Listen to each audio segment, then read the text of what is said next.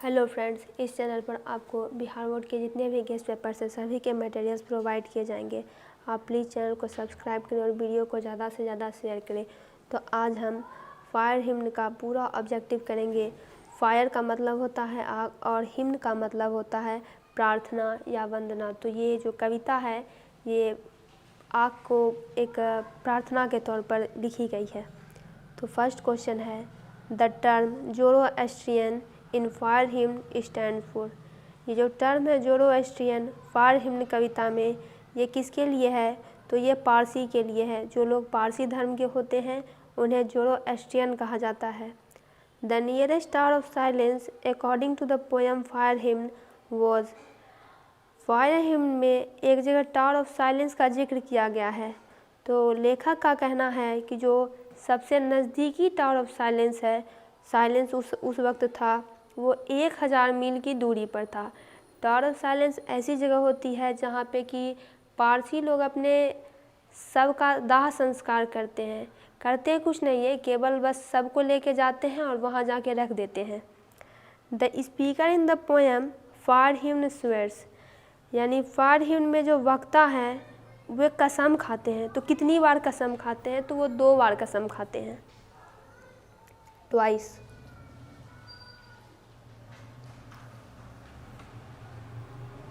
Next है, who has compose the poem fire hymn, यानी fire हिम्न की रचना किन्होंने की है? तो के.एन. दारूवाला यानी के.की.एन. दारूवाला ने। के.की.एन. दारूवाला रिसीव्ड साहित्य अकेडमी अवार्ड इन। के.की.एन. दारूवाला को साहित्य अकेडमी अवार्ड कब मिला था? तो 1984 में। Daruwalla has been a well known poet as well as a. Daruwalla well known का मतलब होता है प्रसिद्ध। एक प्रसिद्ध कवि के साथ साथ और क्या है? तो वे एक शॉर्ट स्टोरी राइटर हैं, लघु कथा लिखने वाले हैं। The theme of the Daruwalla poetries consist.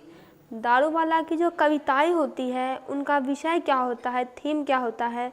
तो विषय होता है लव, प्रेम, डेथ, मृत्यु, डोमिनेशन यानी वर्चस्ववाद, साइनिसिज्म यानी कुटिलता, प्लाइट ऑफ ह्यूमन सोसाइटी यानी मानव समाज की दुर्दशा और हिंसा।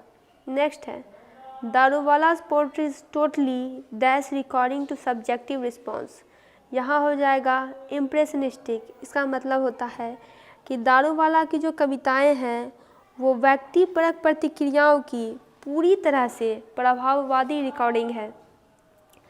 फायर हिम्न्स डील विथ डैश घाट। तो फायर हिम्न में किस प्रकार के घाट का वर्णन है? तो बर्निंग घाट यानी जलते हुए घाट का वर्णन है। The term debauchery in fire hymns stands for. Fire hymn कविता में एक जगह डिबॉचरी शब्द आया है। तो इसका मतलब क्या है? इसका मतलब होता है इमोरल बिहेवियर यानी अनैतिक व्यवहार। Keki N. Daruwalla has written the poem. Keki N. Daruwalla ने कौन सी कविता लिखी है?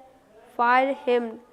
के.की.एन. Daruwalla is an dash poet. तो यहाँ होगा Indo Anglian poet. Indo Anglian poet का मतलब होता है कि पोएट जो होते हैं वो तो इंडियन होते हैं, भारतीय होते हैं, लेकिन वे अपनी रचनाओं को अंग्रेजी भाषा में करते हैं। Keki N. Daruwalla was a dash by religion. Keki N. Daruwalla का धर्म क्या है? तो के.की.एन. दारूवाला धर्म से पारसी है।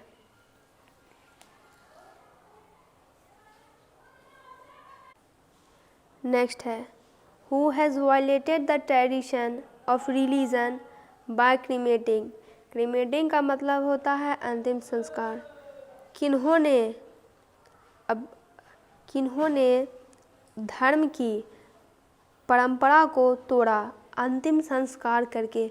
तो वो थे के.की.एन. दारूवाला, क्योंकि धर्म से तो ये पारसी थे, लेकिन इन्होंने अपने बच्चे को आग के हवाले किया। The dash forgets is dead because sometimes it leaves the dead body half burn. तो वह कौन है जो कि अपने मृत को भूल जाता है, क्योंकि वह मृत शरीर को आधा जला हुआ छोड़ देता है? तो ये काम फायर का है, ये काम आग करती है कि अपने डेथ को भुला जाती है, क्योंकि ये उसके शरीर को आधा जला हुआ छोड़ देती है। The cremation of dead bodies in dash are somewhat different. तो किसमें मृत शरीरों का अंतिम संस्कार किसमें अलग होता है, तो पारसियों में अलग होता है, क्योंकि वह अपने मृत शरीर को टावर ऑफ साइलेंस पर लेके जाते हैं और वहाँ जाके छोड़ देते हैं। The speaker in fire hymns belongs to. Fire hymn के जो वक्ता है वो किस धर्म से बिलोंग करते हैं, तो वो है ज़ोरोएस्ट्रियन पारसी धर्म से। नेक्स्ट है tower of silence is related to. तो टावर ऑफ साइलेंस का संबंध किससे है, तो पारसियों से है। Keki N Daruwalla consigned his new born dash to flames. Consigns का मतलब होता है भेज देना, सुपुर्द कर देना। तो किसको केकी एंड दारूवाला ने लपटों में, फ्लेम्स आग की लपटों में भेज दिया, तो वो था उनका फर्स्ट न्यू बॉर्न सन, उनका बेटा था। The dash child was consigned to the fire under compulsion. Compulsion का मतलब होता है मजबूरी। तो किस बच्चे को मजबूरी में लेखक ने आग के हवाले कर दिया, तो वो उनका फर्स्ट बॉर्न पहला चाइल्ड था। Dash belongs to Zoroastrian religion. Zoroastrian धर्म से संबंध है केकी एंड दारूवाला का। The poet sees the red hot. Poet ने लाल और गर्म क्या देखे, तो एम्बर्स देखे। एम्बर्स का मतलब होता है लकड़ी और कोयले के वो टुकड़े जो कि जल रहे नहीं होते हैं लेकिन फिर भी लाल होते हैं। We saw embers losing their cruel redness is taken from. ये जो लाइन है ये फायर हिम्न से ली गई है कि हमने एम्बर्स को देखा, अंगारों को देखा, जो कि अपनी क्रूर लालिमा को, जो रेडनेस उसमें मौजूद थी, उनका लालपन था, वो धीरे धीरे खो रहे थे। As I consign my first born to the flames. ये लाइन भी केकी एंड दारूवाला के द्वारा लिखी है कि मैंने अपने पहले बच्चे को आग में भेज दिया। Crossing of river is an important volume of verse written by. Verse का मतलब होता है पद्य। तो ये जो क्रॉसिंग ऑफ रिवर है ये एक पद्य का एक वॉल्यूम है, ये केकी एंड दारूवाला के द्वारा लिखा गया है। I swore to save fire from the sin of forgetfulness is taken from. मैं वचन लेता हूँ कि मैं आग को उसके भूलने के पाप से बचाऊँगा।